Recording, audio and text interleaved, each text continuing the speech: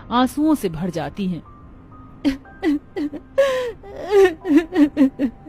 क्या हुआ मेरी बहन, तुझे भी ठंड लग रही है ना? रुक, मैं तुझे बोरी ओढ़ने को देती हूँ। दीदी, हमारा परिवार बहुत गरीब है ना। अगर हमारे घर में भी अमीरों के घर जैसे हीटर होता तो हम भी ठंड में सुख से सो पाते।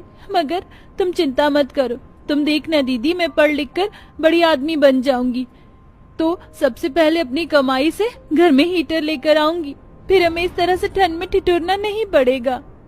गौरी की बात गरीब हरिया, सुखिया और सुहानी के मन को भावुक कर देती है। अब गुजरते दिन के साथ और भी ज्यादा कड़कड़ाती ठंड बढ़ जाती है। एक रात भयंकर तूफान उठता है और बहुत बर्फ गिरती है, जिससे रसोई के हिस्से की ऊपरी की आधी दीवार ढह जाती है और अब ठंड तेजी से रसोई में भर जाती है। सभी की आंखों में आंसू थे। हे भगवान, ईश्वर भी सारे सितम हमारे गरीब परिवार पर ही ढा रहा है। ये पूस का जाड़ा हमारे ही घर पर भारी है जी। पहले ही हमारी बच्ची ठंड में कांपते ठिठुरते खाना पकाती थी, अब तो रसोई में बैठना भी दूभर हो जाएगा। अपनी माँ की आंखों में आंसू देखकर सुहानी का मन भर आया। उसने भराए मन से कहा, मत रो माँ, भगवान ने अगर दुख लिखा है तो काटना ही पड़ेगा। देखना, एक दिन हमारे दिन भी बदलेंगे। ऐसे ही दिन बीतते हैं, ठंड से सबका बुरा हाल हो जाता है। ओहो, ये निगोड़ी निर्दयी ठंड। हाजी गौरी बिटिया ठीक कह रही थी, अब हमें अपने परिवार के लिए दुख सुख से एक हीटर खरीद लेना चाहिए। कहाँ से खरीद कर लाएंगे? हमें गरीब की जिंदगी कमाते खाते ही बीत जाती है, ऊपर से किसान के परिवार की जिंदगी होती ही सबसे कठिन है। अरे अमीर लोगों ने कभी किसी गरीब किसान के खेत में पांव रखा होता तब तो वो जानता वो एक गरीब किसान के परिवार का दुख कि ठंड का मौसम काटना कितना कठिन होता है। बस बहुत हो गया। मैं माँ बाबूजी को इस तरह से ठंड में ठिठुरते और नहीं देख सकती। अगर रसोई में हीटर लग गया तो पूरे घर में गर्माहट आ जाएगी।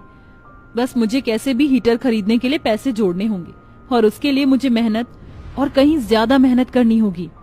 फिर अगले दिन सुहानी सुबह उठकर कड़कड़ाती ठंड में रसोई में खाना बनाने लगी और अपने पिता से कहती है, पिताजी, आज मैंने रसोई का काम सवेरे ही खत्म कर लिया, क्योंकि आज से मैं भी आप दोनों के साथ खेत चलूंगी। हम सब मेहनत करेंगे तो हीटर के लिए पैसे जुड़ ही जाएंगे। और परसों रोज मोहन चाचा कह गए थे कि उनके कुछ बीघा खेत में खाद छिटने और खरपतवार उखाड़ने का काम करना है, बदले में 70 रुपए एक दिन के लिए दे देंगे।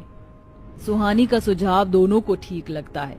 अब तीनों ठंड में दिन भर खेतों में खटते हरिया और सुखिया के पैसे से घर का दाना पानी चलता और सुहानी अपने लाए हुए पैसे हीटर के लिए जोड़ने लगती है। दिन बीतते हैं और माँ बाबूजी, अब हीटर खरीदने के लिए पैसे हो गए हैं, हम आज ही हीटर खरीद कर ले आएंगे। फिर हमारी भी गरीब रसोई में हीटर होगा, जहाँ हीटर की गर्माहट में हम सुख से रोटी खा सकेंगे। सुहानी दुकान पर जाकर एक अच्छा हीटर खरीद कर घर में ले आई, जहाँ गौरी ने कहा, दीदी जल्दी से हीटर चलाओ ना, बहुत ठंड लग रही है।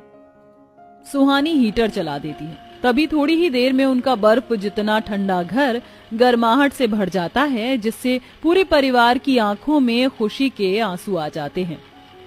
अरे वाह, यह हीटर तो ठंड से बचने के लिए बड़े ही काम की चीज है।